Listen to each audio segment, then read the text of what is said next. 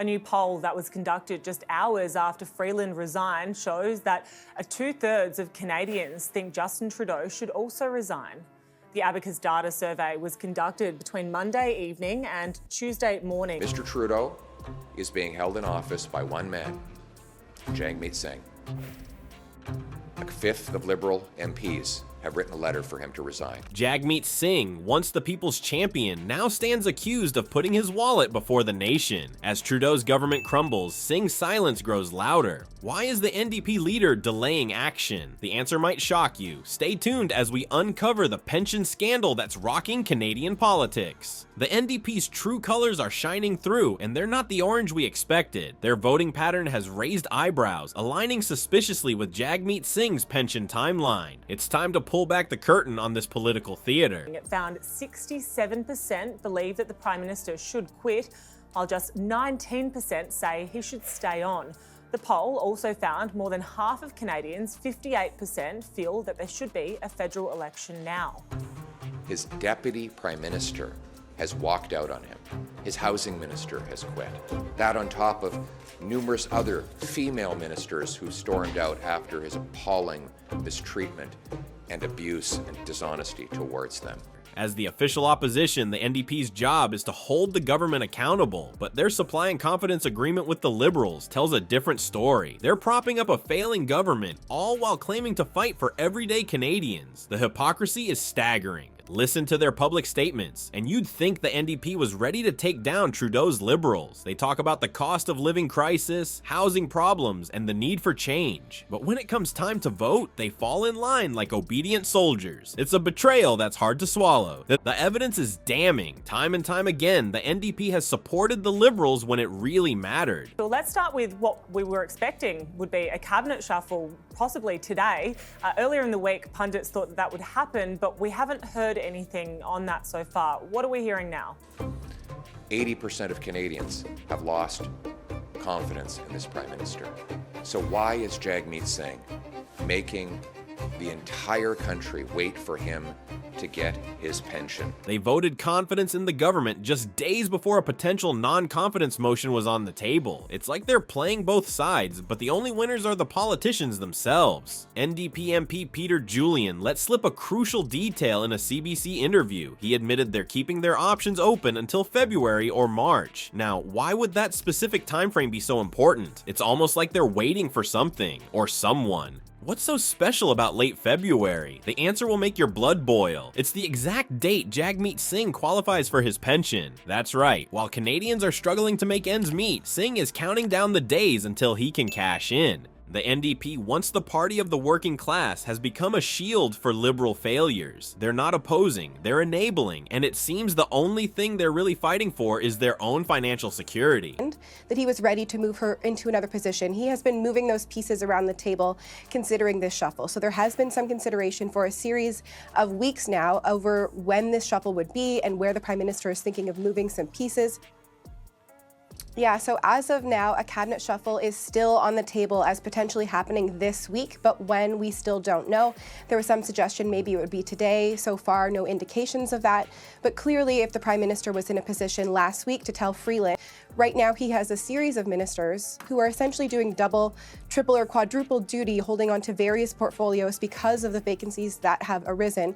So we're all kind of eyes on deck here, waiting to see when the Prime Minister is going to move ahead with this shuffle. But the betrayal goes deeper than just Singh. This scandal has exposed a rot at the core of Canadian politics. It's not about serving the people anymore. It's about serving themselves. And as we dig deeper, the true cost of this political self-interest becomes clear. In the game of political chess, the pawns are the Canadian people. While everyday citizens grapple with skyrocketing living costs, guess who's set to cash in? None other than Jagmeet Singh, the man who claims to fight for the working class. Canadians are facing a perfect storm of economic challenges. Inflation is eating away at paychecks, leaving families struggling to afford basic necessities. The housing crisis has reached a fever pitch, with countless Canadians unable to find affordable homes. As people tighten their belts and make tough choices, their political leaders seem to be playing a different game altogether. If it's going to be this week, in the next couple of days, or potentially right up to Christmas. Yeah, lots of people watching to see how that plays out. MPs are now on a break, but they didn't stop stop NDP leader Jagmeet Singh from weighing in again. Some other way. Depends on the votes. And so I want to make it very clear. Justin Trudeau has to go. He has to resign.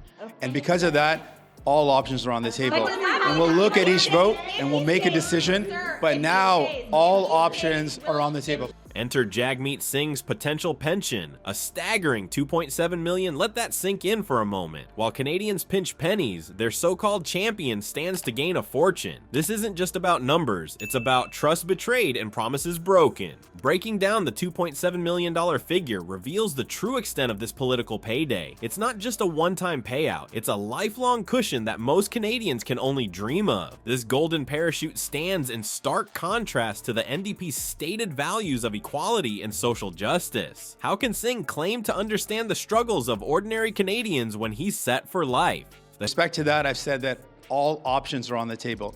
That means everything is possible.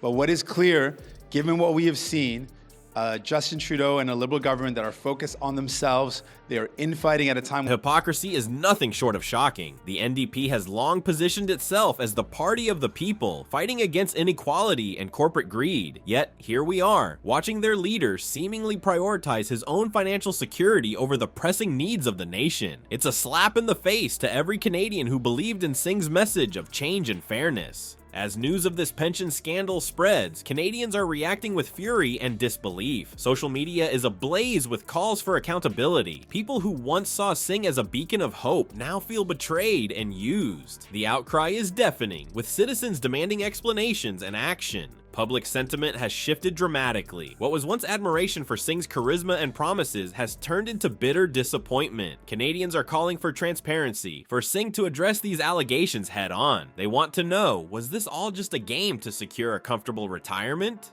But as the dust settles on this revelation, a bigger question looms. What happens next? Will Singh and the NDP face the music, or will they continue to prop up a failing government for their own gain? The answer to this question could reshape Canadian politics for years to come. The true cost of this political self-interest is staggering. Our democracy, once a beacon of hope, now teeters on the edge of a crisis. Trust in our leaders has hit rock bottom, and Canadians are left wondering if anyone is truly fighting for them anymore. It's time to take a stand. We can't let our voices be silenced by political games and personal gain. Demand answers from your MPs. Call for full transparency on pension plans and voting records. Hold these so-called public servants accountable for their actions. Remember, in this political chess match, we're not just spectators. We're the ones with the power to change the game. Our votes, our voices, our actions can shape the future of this nation. Don't let them turn us into pawns. It's time to show them who really holds the power in Canadian democracy.